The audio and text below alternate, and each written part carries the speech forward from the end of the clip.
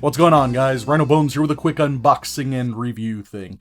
If you recall, a couple of weeks back, I did review the Halot-One resin 3D printer, and I absolutely am in love with that machine. I've made a ton of prints since then, but at the end of that video, I said I'd already ordered the Ender 3 filament printer. And I did. And I got another one too. So I think today's video, we're going to cover the Ender 3. I'm going to do the unboxing part, I'm going to get it all set up, and I'm going to run a few prints and tell you what I think of it. Now, there are hundreds and hundreds and hundreds of Ender 3 videos out there. I know because I've watched at least 100 of them, just so I know what I'm doing when I get this thing ready. I'm not going to go through all of that stuff in this video because there are people who have already done this, and there are people out there who have done it better than me. So what I'm basically doing with this video is I'm telling you what it's like from a first-time user who has never done a filament print before. I'll tell you the good parts about it, I'll tell you the bad parts about it, and I'll tell you exactly what I think of it. And I'm a little bit biased because I've had really good luck with the Halot-One over there. I think I'm going to really enjoy this. So let's get to unboxing. Ugh, it is very heavy. It's actually substantially heavier than the Halot-One was. So excited. This is awesome. Haven't even really looked in it, and I'm already just drooling with anticipation here. We got some packaging foam.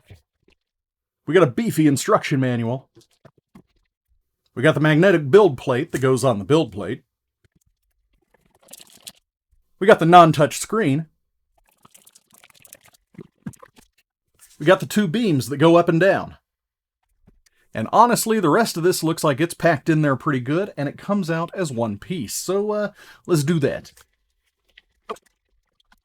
Alright, we got the build plate, we've got the base, we've got the extruder, and we've got lots of loose cables that need to be plugged into something.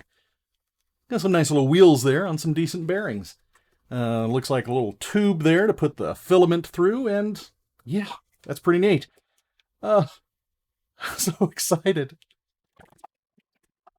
Got that motor that's housed on the front of the unit. It does have that little QR code there. Take a look at that. I don't know what you'll do with it, but there you go. We got the big honkin' power supply with a big honkin' fan. And I did notice this is set to 230 volts. I'm going to have to change that to 115 because that's how we roll here in the United States. It's a power cable. Got a bag here with some extra extruders, extra parts, and some sample filament. Also see the little SD card reader right here so we can put our projects on it. We got this doodad. We got a little holder for corn on the cob. Or filament roll, whatever. We got this little motor. We got some more rails. And we got the Z-axis. We got the little bag here with some screws, some tools, some zip ties, and the little belts. We got another little bag with even more parts. And we got a scraper. I'm going to be honest here. I've had an epiphany. Moment of clarity, if you will. This is going to take me some time to get put together. I'm not going to film it either because that would be pretty cringeworthy. That would be something nobody needs to see. However, I will come back to you with the cuts all over my hands and probably on my face for some reason, and I will show you the finished product. And then we're going to run some prints. So here's what it looks like completely built in 3, 2, 1.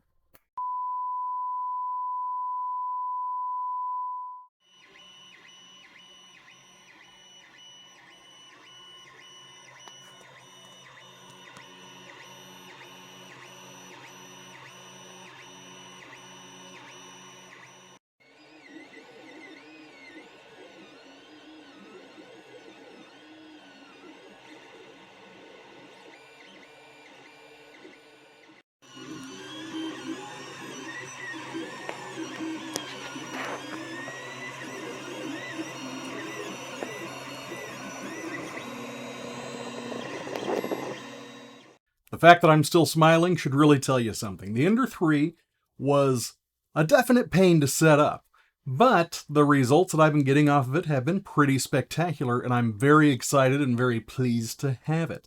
So, you know, I do these videos not as a main review. That's not what I'm all about. I'm more of I'm a beginner, this is my experience, do I like it or not type of thing. So yeah, in that perspective, from a very, very beginner, this is my first 3D printer that's a filament printer. The Halot-One a couple of weeks back was my first resin printer. From that perspective, the Ender 3 is really awesome, and it's a whole lot of fun. It is a whole lot of work. Don't get me wrong, this thing takes a lot of work, but it's really worth it. So let's talk about it.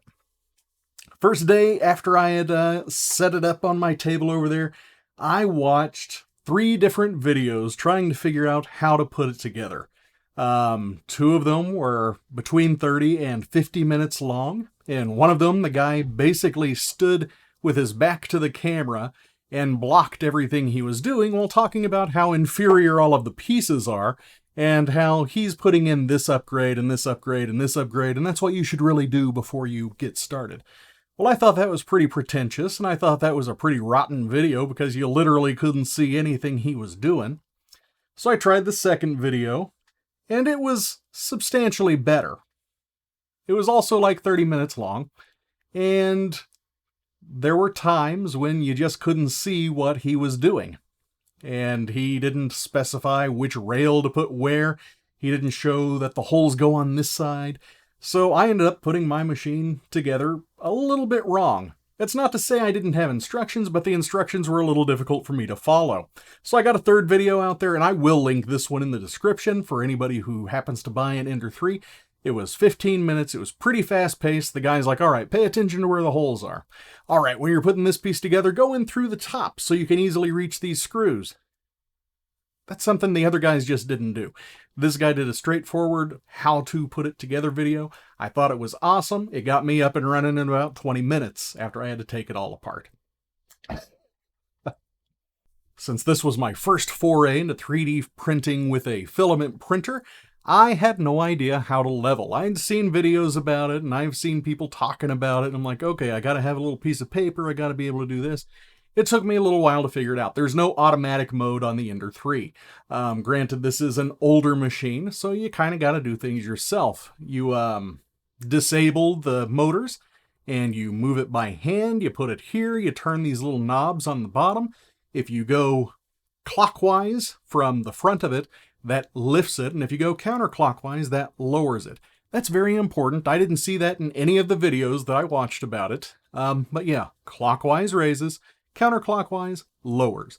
And once I got it all level, I'm like, okay, let's go. And I made a fantastic print my very first time. My second time, I made a really fantastic print, but I didn't change my filament, and I ran out.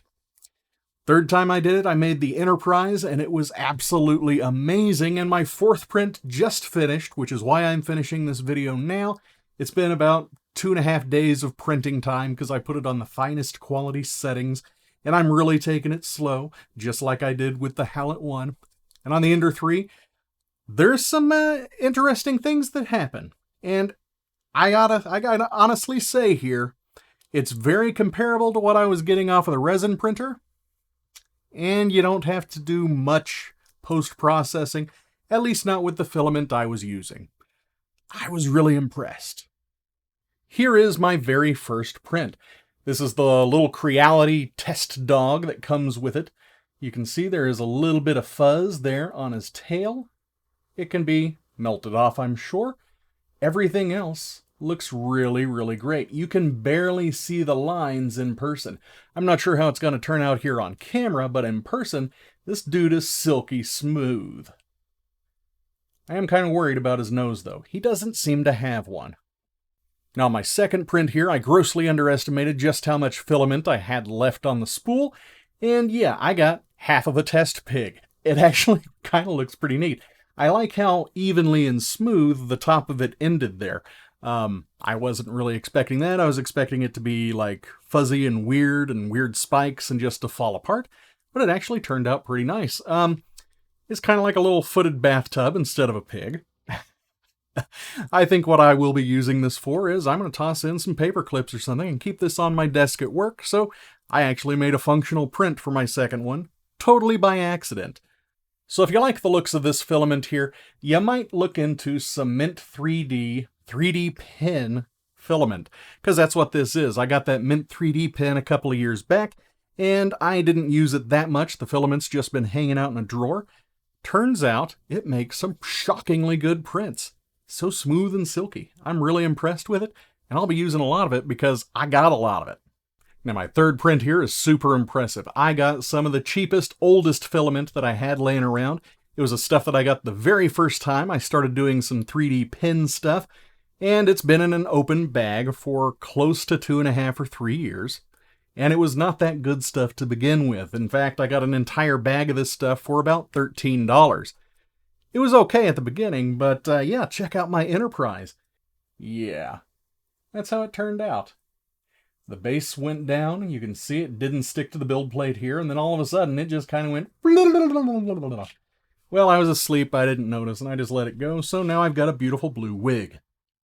Last but not least, my very favorite print of the past 3.5 days is the Hogwarts Crest. It looks absolutely fantastic. Of course, you got to thank the modelers for coming up with really good models, but yeah, it's like silky smooth. There's a few blemishes here and there, but this actually looks like a finished product.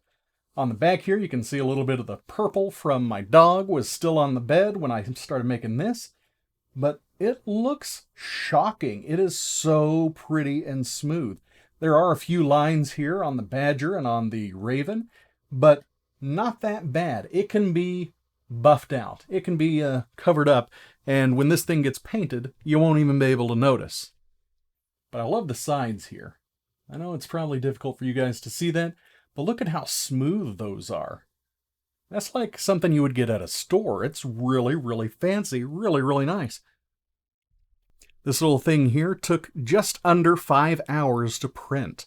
I had it on the finest quality settings, and by the time it was finished, I had already run out of another spool of the Mint 3D filament.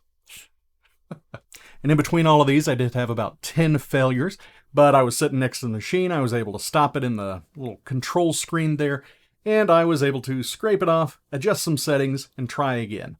And it's not that big of a deal. In fact, that was kind of fun just seeing it happen. The Enterprise there,